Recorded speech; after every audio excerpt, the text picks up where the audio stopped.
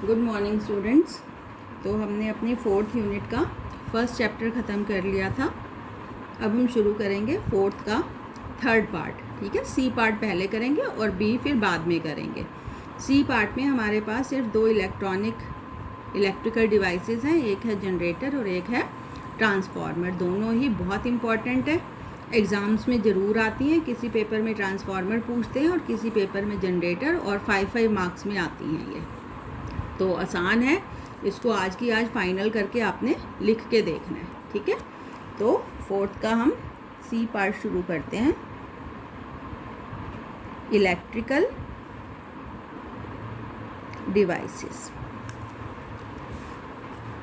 Electrical devices करने से पहले एक ब्रीफ इंट्रोडक्शन देना चाहूँगी कि जो करंट होता है वो दो तरीके का होता है। एक होता है डीसी करंट, जिसको हम डायरेक्ट करंट कहते हैं, जो हमें सेल से बैटरी से मिलता है, जिसका मैग्नीट्यूड टाइम के साथ क्या रहता है, कांस्टेंट रहता है। ये कांस्टेंट रहता है।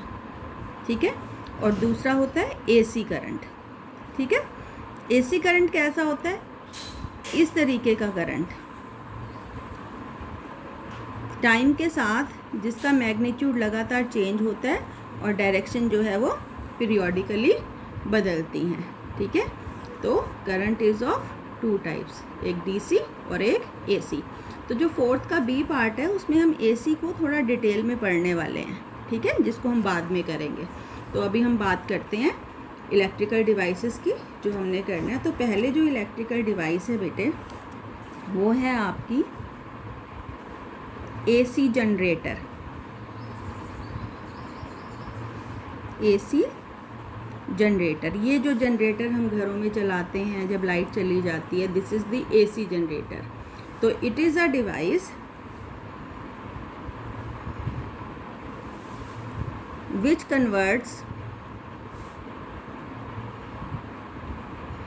मैकेनिकल एनर्जी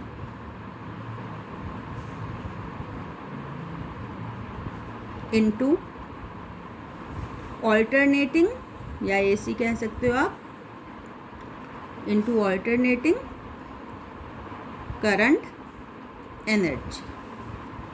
एक डिवाइस जो मैकेनिकल एनर्जी को एसी में बदलती है। ठीक है, किसने डेवलप की थी, टेस्ला ने, निकोला टेस्ला ने। प्रिंसिपल क्या है इसका, पता है ना आपको। जब हम डिवाइस करते हैं और 5 मार्क्स में जब डिवाइस होती है तो उसमें what is the device, what is its principle, उसकी कंस्ट्रक्शन थ्योरी, वो सब हमें लिखना होता है और सब में मार्क्स डिस्ट्रीब्यूट होते हैं। तो प्रिंसिपल क्या है एसी जनरेटर का, वैसे भी पूछ लेते हैं ऑब्जेक्टिव टाइप में, कि it is based upon phenomena of electromagnetic induction, जो हमने 4th के ए में पढ़ा था। क्या होता है इलेक्ट्रोमैग्नेटिक इंडक्शन की, whenever the amount of magnetic flux changes an EMF is induced. ठीक है, now let's discuss its construction. तो जो मेन पार्ट्स होते हैं एसी जनरेटर में, वो हैं, एक कॉइल होती है जिसको हम आर्मेचर कहते हैं। It consist of large number of tons of insulated copper wire wound over a laminated iron core. Laminated iron core क्यों, to minimize the eddy current. A B C D is the armature coil. ठीक है, पहले हम यहाँ लिख लेते हैं कि 4 मेन पार्ट्स होते हैं। एक होता है आर्मेचर, दूसरा होता है आपका फील्ड मैग्नेट्स,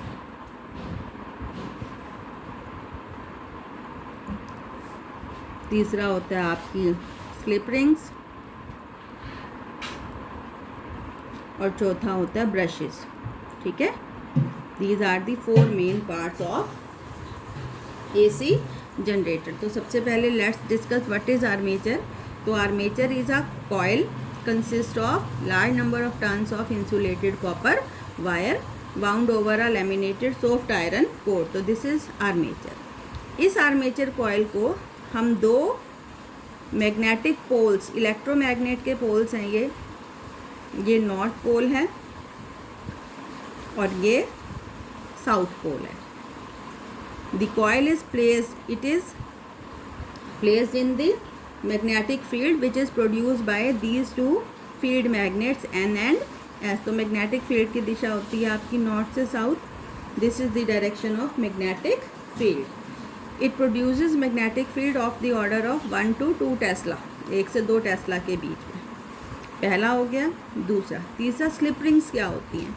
तो ये जो दो एंड्स हैं आपकी कॉइल के, these are connected to 2 hollow metallic rings. Metal की रिंग्स होती हैं जिनसे ये दो एंड जो हैं हमारी कॉइल के फ्री एंड्स ये कनेक्ट होते हैं। इनको हम क्या कहते हैं? Slip rings.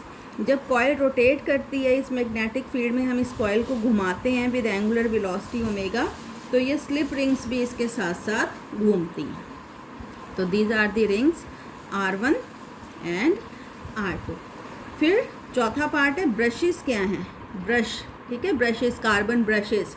आपने सुना होगा लड़कों ने भी, ब्रश घिस गए हैं जनरेटर के तो चल नहीं रहा है। तो कार्बन ब्रश होते हैं which are in light contact with these rings R1 and R2,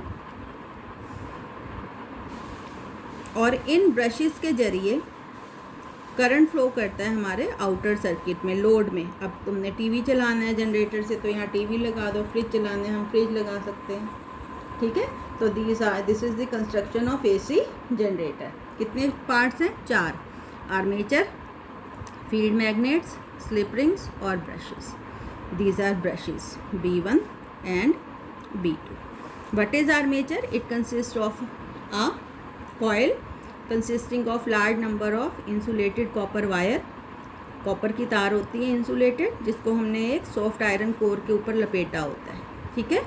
this coil is held in a magnetic field produce by pole pieces of an electromagnet N and S which can produce magnetic field of the order of 1 to 2 Tesla. फिर the ends of the coils are connected to metallic rings R1 and R2 which are called slip rings. These rings are rotated along with the coil.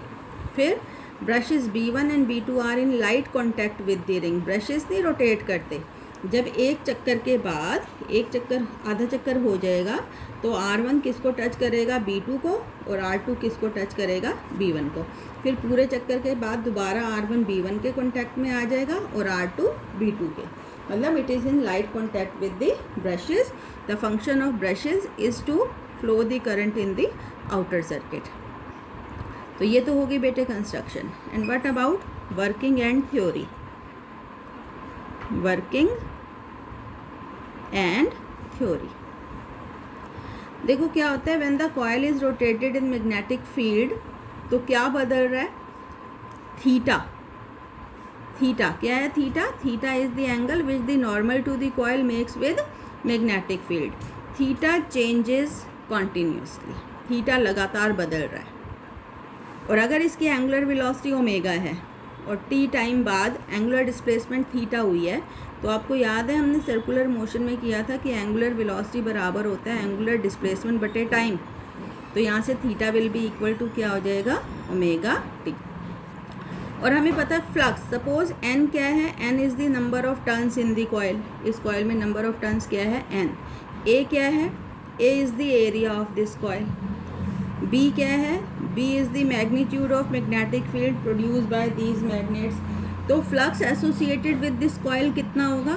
हमने पढ़ा था पीछे first part में, B A cos theta, और कितने number of turns है? N.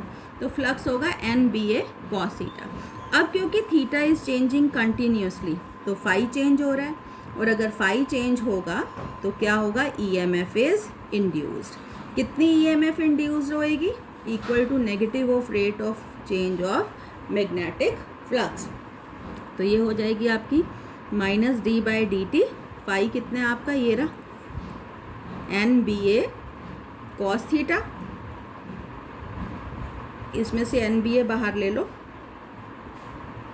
Minus N B A d by d t cos, और theta, theta किसके इक्वल है? ओमेगा टी के, कॉस ओमेगा टी। इसको डिफ्रेंशिएट करना है।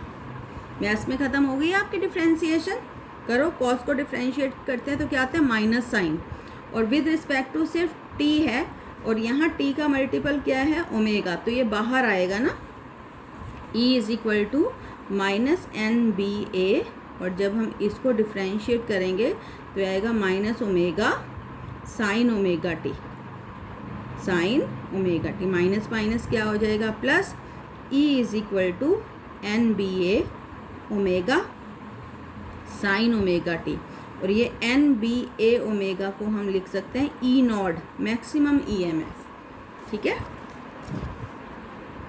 Maximum EMF E naught sine omega, इतनी ईएमएफ इंड्यूस होएगी यहाँ पर। जब कॉइल रोटेट करेगी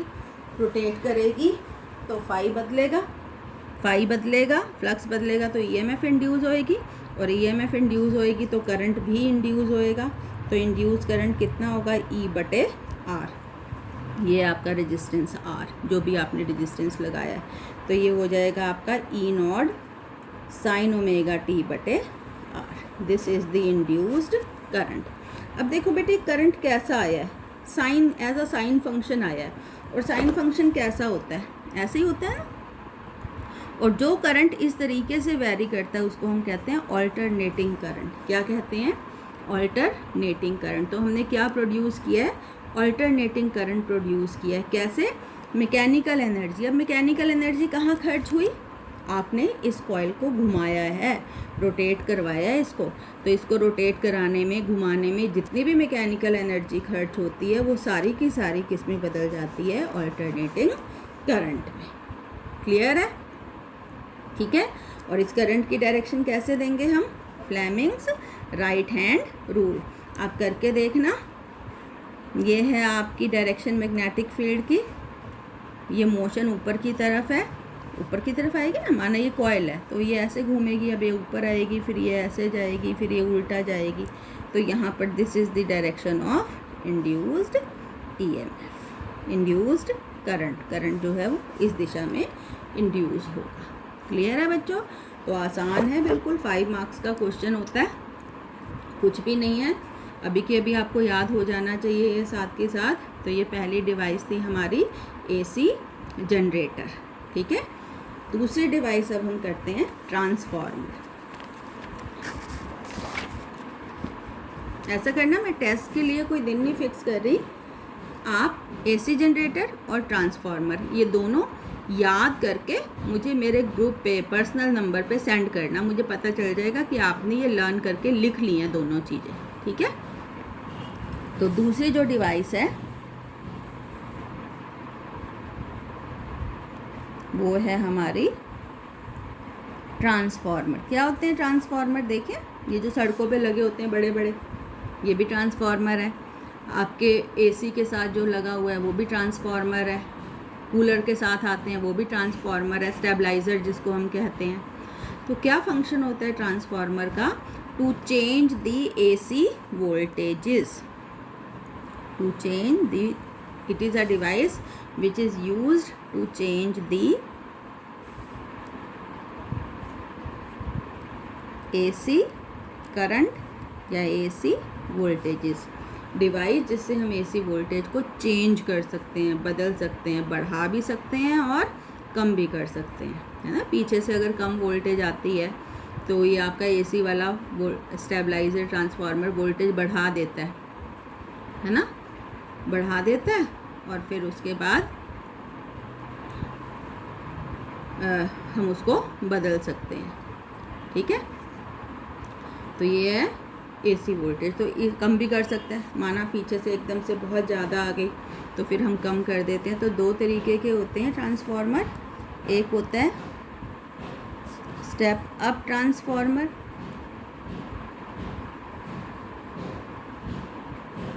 जो इंक्रीज़ करता है वोल्टेज को, इंक्रीज द वोल्टेज, और दूसरा होता है स्टेप डाउन वोल्टेज, जो डिक्रीज करता है, ठीक है। इसको हम कल करेंगे बेटे, इतना हम ये आज कर रहे हैं, ठीक है। इसको पढ़ना और फिर इसको ख़त्म करेंगे।